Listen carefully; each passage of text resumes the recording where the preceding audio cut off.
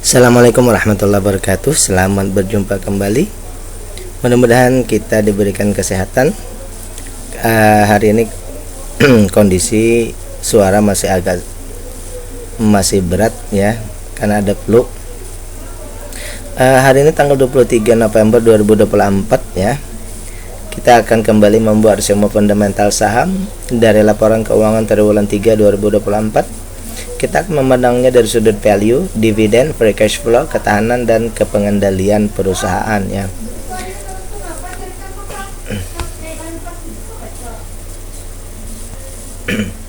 Ada 3 emiten yang akan kita bahas kali ini, yaitu CBPE, CENT, dan Keleo ya. 3 emiten ini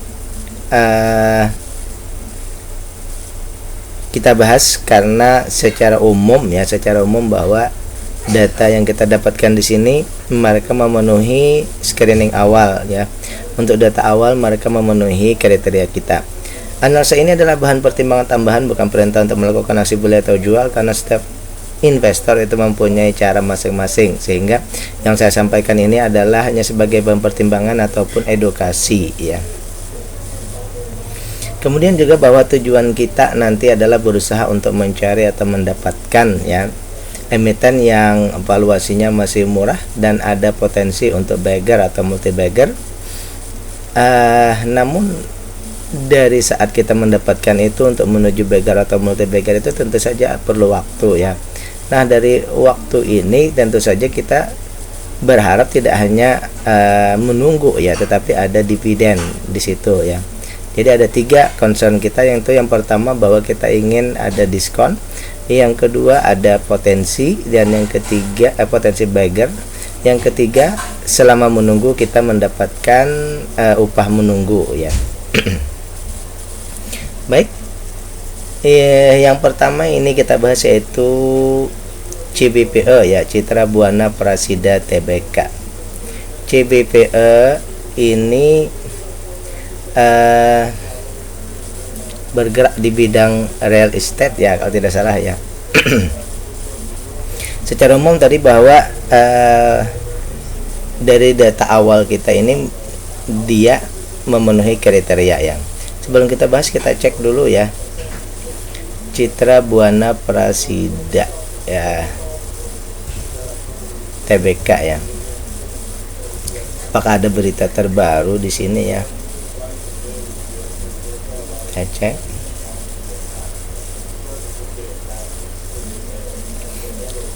Tiga 13 jam yang lalu CBPE setor 85,71 miliar untuk modal ke anak usaha. Berarti di sini ada aksi korporasi ya, memberikan modal untuk anak usahanya ya. Coba kita cek dulu ya.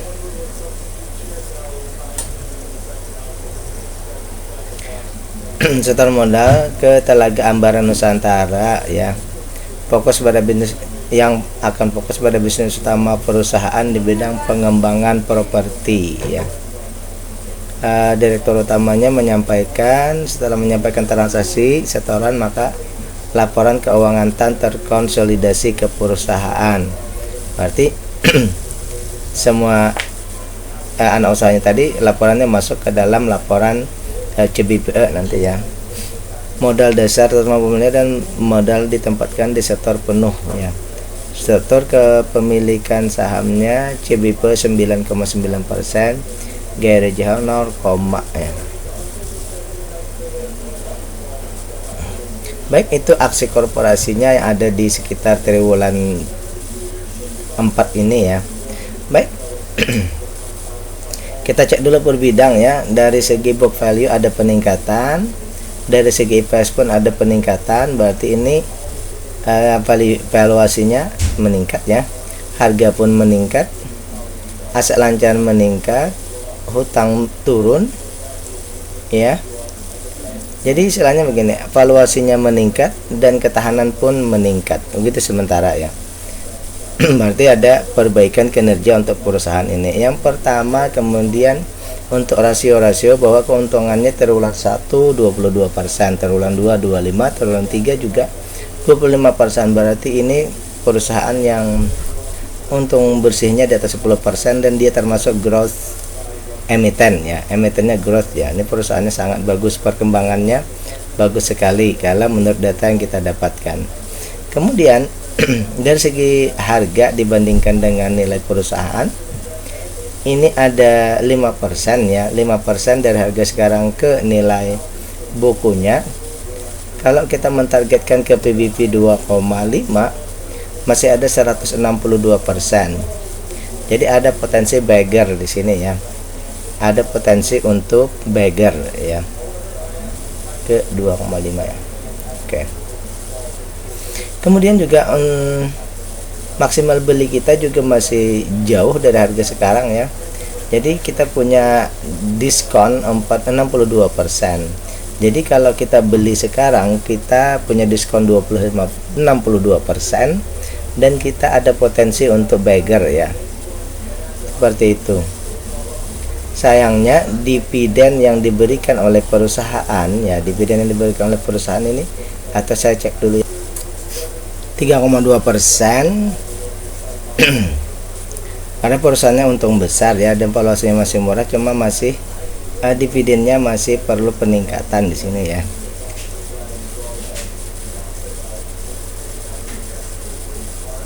Sehingga dengan dividennya DPR-nya kecil berpengaruh kepada dividen payout ratio-nya ya. Jadi untuk valuasi ini murah tapi tidak atau belum didukung oleh dividennya ya. Kemudian untuk ketahanan perusahaan, ini free cash flow-nya aman 25%, sangat besar. Tadi semuanya tidak ada masalah ya. Jadi secara umum dapat kita ambil simpulan atau opini awal bahwa perusahaan ini perusahaan untungnya di atas 10%, bahkan dia kategorinya growth. Hanya satu saja lagi yang jadi permasalahan kita, yaitu bahwa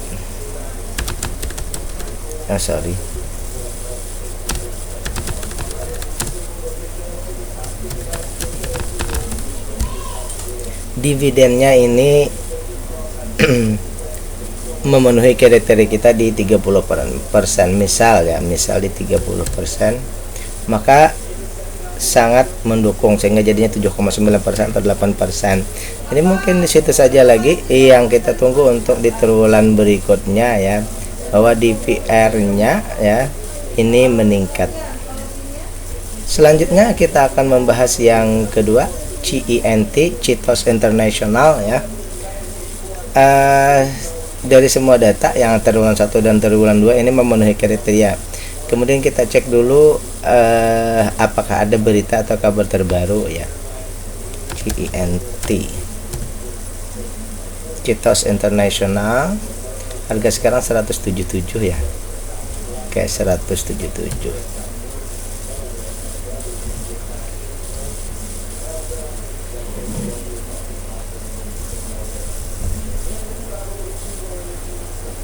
Harga historis Citos International putuskan bagi dividen pada April yang lalu ya. Tidak ada kabar terbaru ya. Dari tahun ini kita belum menemukan kabar terbaru ya. Dari sini CINT merambah bisnis alat kesehatan, masih April juga ya. Begini target dan strateginya. Mereka melebarkan bisnisnya ya ke bidang alat kesehatan. Citos tebar dividen 5 miliar sudah ya. Baik, di sini ada melebarkan bisnisnya ya. Kita cek lagi dulu ya. Merambah bisnis asas alat kesehatan, begini target strateginya. Citos International mengejar sumber pendapatan baru dengan menambah kegiatan usaha. Emiten Production Furniture ini menggelar ekspansi dengan merambah bisnis perdagangan besar alat laboratorium, alat farmasi, dan alat kedokteran. Aksi ini melalui studi kelayakan usaha. CINT melihat pengembangan bisnis yang lebih luas seiring dengan permintaan berkesinambungan dari pasar kesehatan. Baik, kita lihat saja nanti perkembangannya ya. Mereka punya itu tadi bisnis, para merambah bisnis ya, yang baru di luar dari bisnis awal mereka, yaitu tadi bisnis furniture ya. Baik. Itu aksi korporasi, mudah-mudahan meningkat ya, tapi sudah lama ya, di April ya. Baik, yang pertama dari segi data ini triwulan 1 dan triwulan 2 modalnya meningkat, kemudian IPS nya meningkat sedikit, harganya juga meningkat, jadi valuasinya meningkat tapi sedikit. Kemudian dari segi ketahanan ini juga meningkat. Jadi secara umum bahwa perusahaan ini mengalami peningkatan walaupun sangat sedikitnya. Dari segi rasio-rasio keuntungan di triwulan 2 3,7%, triwulan 3 3,9%, berarti keuntungan bersihnya ini masih di bawah 10%, masih kecil ya. Baik, selanjutnya kita lihat lagi bahwa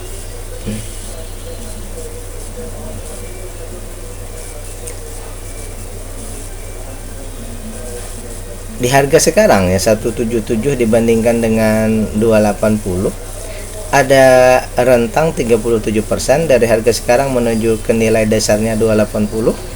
Kalau kita menuju ke target PBV 2,5, ada hampir 3 kali lipat atau 300% ya. Per 3 kali lipat atau 300%, ada potensi untuk multi bagger ya. Kemudian di sini selanjutnya, oke. Kita cek dulu.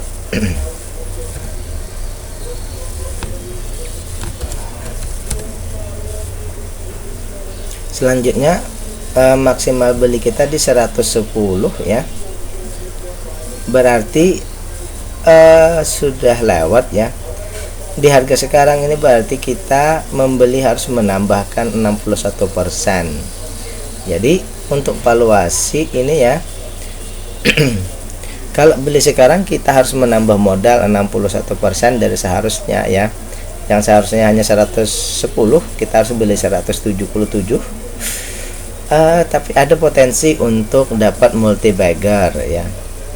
Kemudian perusahaan ini membagikan dividen juga, konfirmatornya membagikan dividen 125%. Ini termasuk sangat besar ya, tapi ini di atas 100 ini perlu ada yang nanti di modal yang istilahnya tergerus ya, kalau misalnya sampai 125% ini ya. Nah, kalau kita ratakan di 90 aja dulu ya, 5,5. Sebenarnya kalau kita ratakan 30%, hanya 1,8 sebenarnya ya kalau diratakan. Jadi sini kita anggap saja dulu besar ya. Tapi tidak selamanya akan bisa perusahaan itu membagikan dividen yang melebihi dari keuntungannya, karena itu akan menggurus modal ya. Perlu hati-hati juga kalau perusahaan membagikan dividen yang melebihi. Dia kalau sekali-sekali boleh, tapi tidak boleh terus-menerus seperti itu ya. Kemudian dari segi ketahanan perusahaan ada peningkatan, dari segi free cash flow aman, aset lancar tadi meningkat ya, semuanya meningkat tadi ya. Kemudian saham yang ada di bursa hanya 39% dan retail pun juga ini hanya 22%. Jadi bukan kesimpulan ya, opini saya terhadap perusahaan ini ya, kalau menurut saya pribadi, yang pertama tentu saja karena keuntungannya yang kecil tadi ya, kita harus menunggu lagi perusahaan meningkatkan kinerjanya sampai di keuntungan misalnya 10%. Kemudian secara di sini jelas sekali bahwa perusahaan ini ya sebenarnya bagus ya, sangat baik ya. Kemudian juga peduli dengan investor, tinggal menunggu ya. Menunggu tadi yang pertama keuntungannya meningkat tinggi, yang kedua tadi karena valuasinya sudah tinggi ya, kita menunggu harganya juga turun ya, tidak divaluasi mahal. Kalau yang seperti ini maka mesti kita menunggu ke valuasi murah ya, baru bisa ya. Itu pemahaman saya, opini saya terhadap perusahaan ini. Kita menunggu lagi di triwulan berikutnya ya. dari semua data itu sebenarnya sudah memenuhi kriteria, hanya dari segi rasio-rasio yang dia belum mungkin belum memenuhi kriteria kita ya. CBPE, CNT, dan terakhir Kleo ya. Sariguna Prima Tirta ya. Sariguna Prima Tirta. Kita cek dulu ya untuk tadi beritanya ya. Kleo.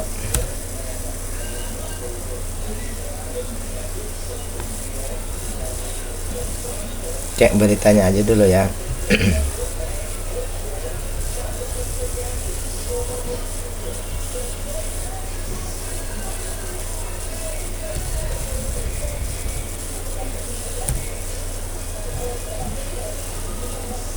Berita ya. Kleo lanjutkan langkah 20 tahun, hadirkan galon bebas BPA, penuhi kebutuhan konsumen. Ini beritanya 4 hari yang lalu ya. Jadi mereka ini istilahnya keunggulan mereka itu adalah galon bebas BPA mereka ya. Kemudian Kleo milik Haryanto Tanoko bidik kenaikan 2 digit. Ini 4 hari yang lalu ya. Berapa emisinya? Kita cek lagi ya.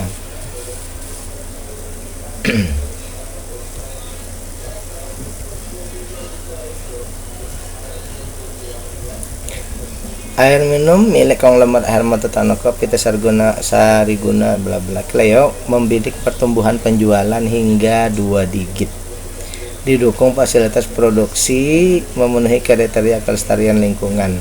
Saat ini Kleo mengoperasikan 32 pabrik ya, termasuk yang baru di Palembang, Sumatera Selatan. 5 miliar liter air ya. Oke. Ini dari apa tadi? Bisnis ya. Kemudian kita cek juga dari sini ya.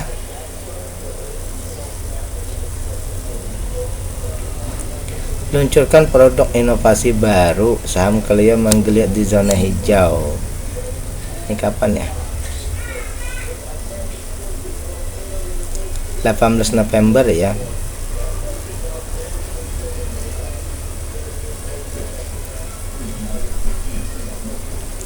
Kleo berkomitmen melanjutkan langkah yang sudah dilanjutkan selama 20 tahun, menghadirkan produk aman dikonsumsi melalui penggunaan galon bebas BPA.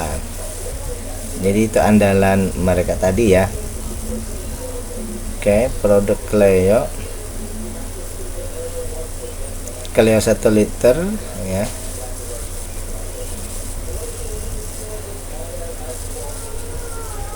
Oke.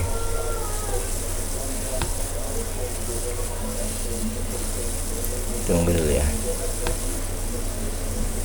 Ekspansi jaringan pemasaran, penjualan dan laba Kleo tumbuh 2 digit. Warga RI miskin karena air kemasan, misalnya Kleo CS malah terbang.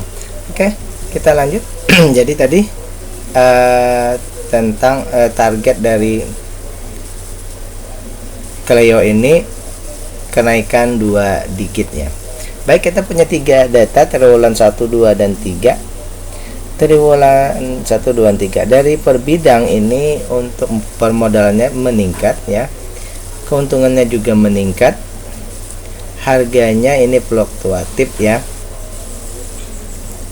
aset. Jadi secara umum bahwa di valuasi ini meningkat ya, valuasi meningkat. Sekarang dari segi ketahanan perusahaan fluktuatif ya, dari segi kepemilikan ini berkurang sedikit di retail ya. Baik. Saya ulang lagi bahwa valuasinya meningkat, ketahanannya fluktuatif, kemudian kepemilikan retailnya berkurang ya. Selanjutnya kita lihat dari segi rasio-rasio, keuntungannya ini triwulan 1 23%, triwulan 2 25%, triwulan 3 25%. Berarti di sini keuntungan bersihnya lebih dari 10% dan termasuk perusahaan growth ya. Harga sekarang tadi berapa ya harga sekarang? Kita cek dulu.